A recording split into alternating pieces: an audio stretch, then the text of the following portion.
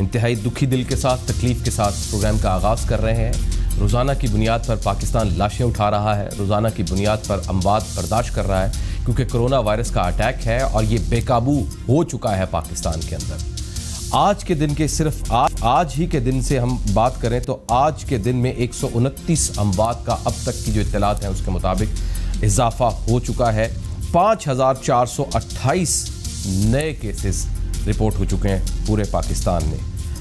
ये हम उस तारीख को याद करते हैं 26 फरवरी को, जब एक केस था, और आज हम लाखों केसेस रिपोर्ट कर रहे हैं।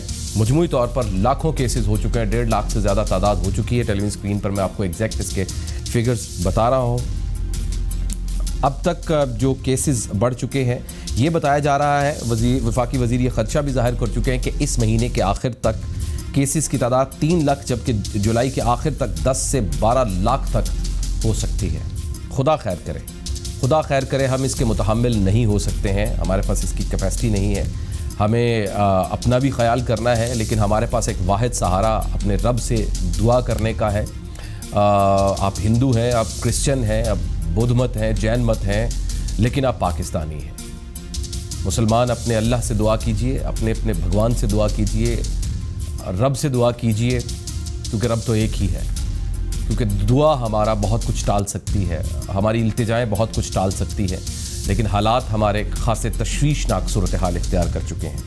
उसकी वजह यह है कि जब मैं हालात को पढ़ता हूँ, समझता हूँ, तो मुझे ये लगता है कि अगर हमारे यहाँ कहीं पूरी दुनिया में कोई रिसर्च आती है तो उसके फ़ौरन बाद उस दवाई का रेट बढ़ जाता है। अगर किसी जड़ी बूटी का इस्तेमाल, सना मक्की जैसा, तो वो जो 250 रुपये किलो होती है वो 2500-3000 किलो तक चली जाती है। कल की बात है, मैं बल्कि ये कह भी रहा था, ये एक्टेमरा जो इंजेक्शन है लाखों में चला गया। इसके लिए ज़ाहिर है इसकी तायुन के लिए अब कोशिश कर रहे हैं। जिस दिन हमने जो रॉयल कॉलेज की रिसर्च थी उसके बारे में बताया, बरतानिया की रिसर्च के बारे में बताया कि जी डेक्सामेथासोन, बेसिकली जो स्टीरॉयड इंजेक्शन है, उसके बारे में हमने बताया कि जनाब वो अब उसके बारे में बड़ी अच्छी ग्रेड्स मिल रहे हैं, उसके बारे में बड़े अच्छे रिजल्ट्स आए हैं, उसको यूजेज का इस्तेमाल किया गया। मैं आज की आपको बात बता रहा हूँ, पूरे पाकिस्तान की मार्केट में 60% शॉर्ट हो चुकी हैं। जो शायद कोई दर्द दिल रखने वाले फार्मासिस्ट हैं जो बैठे हुए फार्मेसीज़ हैं, शायद वो दे रहे हैं और उसी रेट के ऊपर दे रहे हैं। अदरवाइज़ अब ये कुछ अरसे के बाद जो 200 रुपये का, 250 रुपये का इंजेक्शन था, जो एक एम्प्यूल तकरीबन 30-35 रुपये का होता था, ये अब 1000, 2,000 रुपये में मिलेगा। स्टीरॉयड आम मौजूद होता था, इसके छोटे छोटे एम्प्यूल, बड़ा एम्प्यूल भी होता है, मैक्सिमम डोज भी होती है। अब इसकी हालत ये है कि रावलपिंडी की, आज मैं आपको बात बताऊँ, किसी मार्केट के अंदर डेक्सामेथासोन नहीं मिल रहा है। मुख्तलिफ ब्रांड्स के नाम है, लोकल मैन्युफैक्चर भी होता है, पाकिस्तान के अंदर भी मैन्युफैक्चर होता है, बहुत सस्ता से ये इंजेक्शन है। अब सूरत हाल ये बन गई कि ये टैबलेट फॉर्म में भी होता है डेक्सामेथासोन। अब ये सूरत हाल बन चुकी है कि आज, सिर्फ आज लाहौर के अंदर, पंजाब के अंदर 68 अमवात हुई हैं।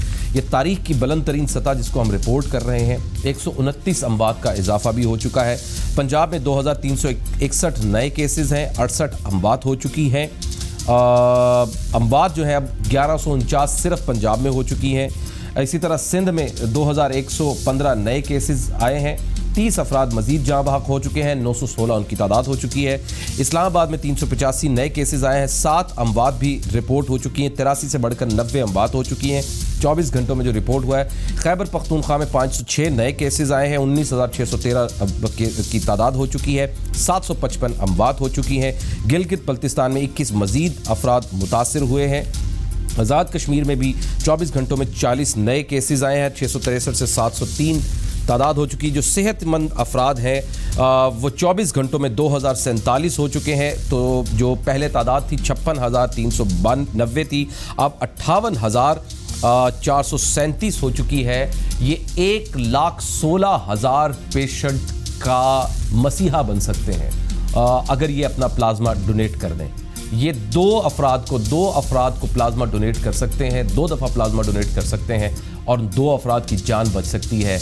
ये जो अफराद सेहतयाब हुए हैं, कौम की नज़रें उन पर हैं।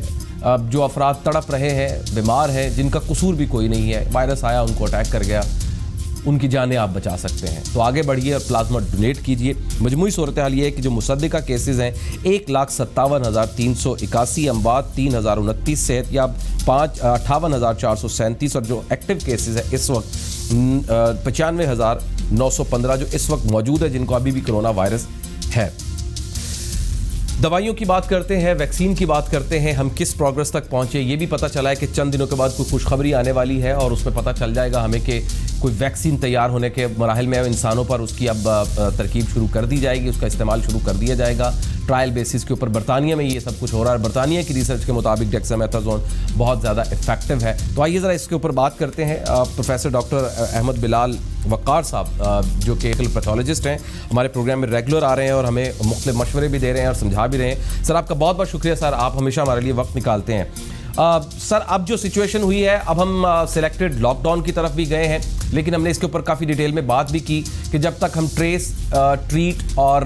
टेस्ट और ट्रीट का फॉर्मूला नहीं अपनाएंगे बात आगे नहीं बढ़ेगी। सर ये जो डेक्सामेथासोन की बात निकली है, ये इसका क्या फ़ायदा है? ये तो स्टीरॉयड है बेसिकली, तो ये किस तरह से इम्पैक्ट करती है, ये इफेक्ट करती है?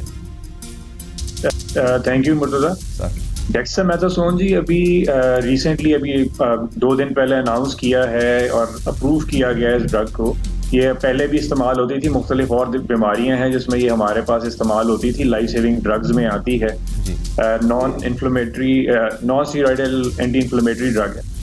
इसका उन्होंने जो रिजल्ट्स जो दिए हैं, पहली चीज मैं आपको ये बता दूं कि we are already using dexamethasone for in covid patient.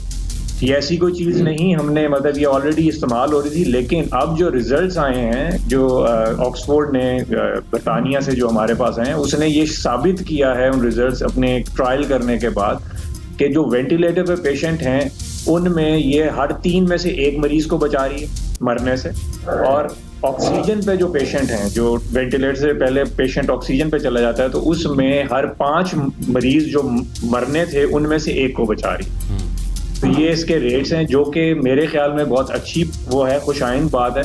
और लेकिन ये इस चीज़ से अब भी अगर हम ये सोचें कि एकदम से हम डेक्सामेथासोन यूज़ करना शुरू करेंगे क्योंकि कोई चीज़ नई मार्केट में आ गई है और वो इस्तेमाल करेंगे तो एकदम से डेथ रेट नीचे चला जाएगा, मोर्टेलिटी रेट, मेरा नहीं ख्याल, क्योंकि हम ऑलरेडी इस्तेमाल कर रहे हैं, हमारे हर अस्पताल में इस्तेमाल हो रही है, मरीजों को दी जा रही है। लेकिन अब यह है कि अब कंफर्म हो गया कि हाँ जी ये इस्तेमाल करें, ये इसके अच्छे रिजल्ट्स हैं। और भी बहुत सारी हैं दवाइयाँ जो इस्तेमाल हो रही हैं, जिसका जैसे आप अभी एक का जिक्र कर रहे थे कि जी उसका इंजेक्शन मार्केट में गायब हो गया, वो भी इस्तेमाल हो रही है। और दूसरी रेमडेसिविर है, वो भी मार्केट से गायब हो गई है, वो भी इस्तेमाल हो रही है। लेकिन इनके ट्रायल्स के रिजल्ट अभी नहीं आए। रेमडेसिविर का आ गया था, उसने 30% जो डिजीज की जो थी जो ड्यूरेशन था उसको उसमें 30% पेशेंट में कम कर दिया था।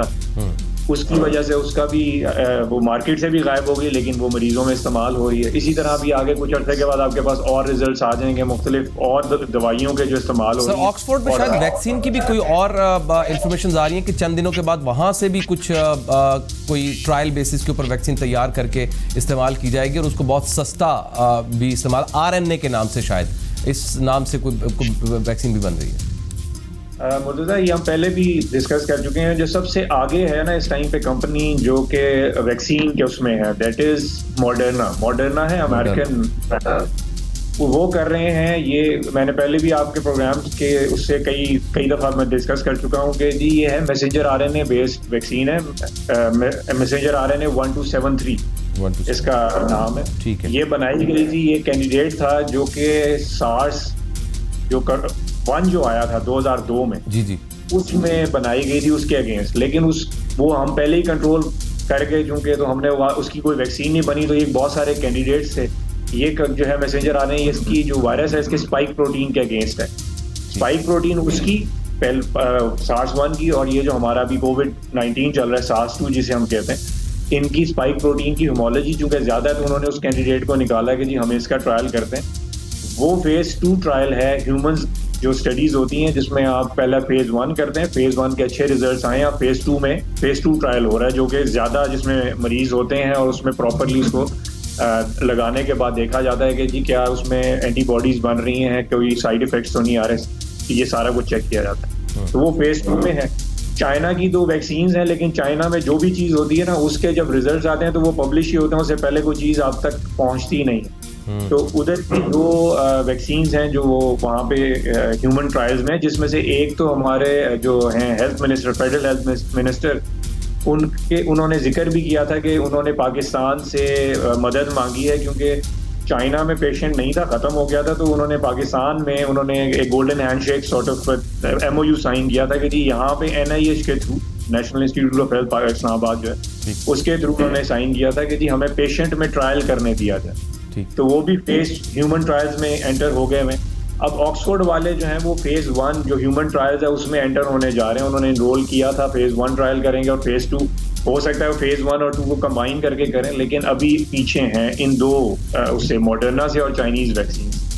जब भी रिजल्ट आएंगे वो मेरे ख्याल में सितंबर से पहले कोई रिजल्ट हमारे पास किसी भी वैक्सीन का नहीं आएगा। अगर अच्छा रिजल्ट आ जाए तो बहुत अच्छी बात है, क्योंकि उसके बाद FDA की अप्रूवल की तरफ आपने जाना होता है। FDA उसको अप्रूव करेगी उन तमाम ट्रायल्स को देखने के बाद, और अगर वो अप्रूव करेगी तो फिर मैन्युफैक्चरिंग में जाएंगे। मैन्युफैक्चरिंग का मतलब पूरी दुनिया के लिए उसने मैन्युफैक्चर होना। मैक्सिमम हमें कितना टाइम रिक्वायर्ड होगा, यानी हम कब तक उम्मीद कर सकते हैं कि बहुत ज़्यादा भी तेज़ी की जाए? मैक्सिमम मतलब मिनिमम, मैक्सिमम तो नहीं कहूँगा, मिनिमम हम कब तक वैक्सीन को देख सकते हैं, यानी कि अवेलेबल हो सकती है? क्योंकि काम टेक्नोलॉजी तो बहुत जदीद हो चुकी है, बहुत उम्मीद है कि वैक्सीन बन जाएगी। कब तक हो सकता है? मतलब इसमें ना 2 चीजें हैं। जब भी हम कोई वैक्सीन के ट्रायल्स कर रहे होते हैं ना, उसमें जब भी आप जल्दी करेंगे तो उसके जो साइड इफेक्ट्स हैं वो बहुत ज्यादा होते हैं। वो उसको जल्दी नहीं करना चाहिए। कभी भी आप जंप नहीं कर सकते। जो उसके फेजेस बने हुए हैं कि पहले एनिमल एक्सपेरिमेंटेशन है, उसके बाद फेज है ह्यूमन ट्रायल्स के, कंट्रोल ट्रायल्स हैं, उसके बाद अप्रूवल है, अप्रूवल के बाद फिर वो मैन्युफैक्चरिंग है। अगर इसको देखा भी जाए तो मिनिमम आपके पास जो वैक्सीन अवेलेबल होगी जो मैन्युफैक्चरिंग के लिए, वो by the end of this year, not before that. और मैन्युफैक्चरिंग का मतलब है कि वो पूरी दुनिया में, चूंकि मैन्युफैक्चर होने के बाद पूरी दुनिया को चाहिए, तो वो मेरे ख्याल में अगला पूरा साल आपका वैक्सीन पूरी दुनिया में डिस्ट्रीब्यूट होते होते लग जाएगा। कितना आप इंक्रीज कर लेंगे प्रोडक्शन को? ज़ाहिर है पूरी दुनिया में, अगर आप अमेरिका का फिगर देख लें तो 2300,000 इन्फेक्टेड है वहाँ पे। जो अगर आप पाकिस्तान में देख लें तो 1.5 लाख का फिगर क्रॉस हो गया हुआ है। आप कहीं और, मतलब हर जगह दुनिया, इंडिया चले जाएं तो 2-2.5 लाख उनका फिगर हो चुका हुआ है। ये बढ़ना है, ये अब नीचे तो नहीं आएगा ना। तो ये वैक्सीन पूरी दुनिया की आबादी के लिए अगर चाहिए, हर किसी को लगनी है, तो यू कैन इजीली इमेजिन कि एक कंपनी बना रही है, वो अगर लाइसेंस दे भी देती है दूसरी कंपनीज को, तो वो पहले अपने मुल्क को 24 करोड़ आवाम को हम पहले कवर करेंगे, फिर हम कहीं एक्सपोर्ट करने जोगे होंगे। बिल्कुल सही। यानी हम ये साल तो हम फिलहाल भूल जाएं, ये साल वैक्सीन नहीं है। बिल्कुल ये साल नहीं। ठीक है, ठीक है, बहुत शुक्रिया अहमद बिलाल वकार साहब, थैंक यू। हमेशा आप हमारी रहनुमाई करते हैं सर, वक्त निकालते, बहुत शुक्रिया सर।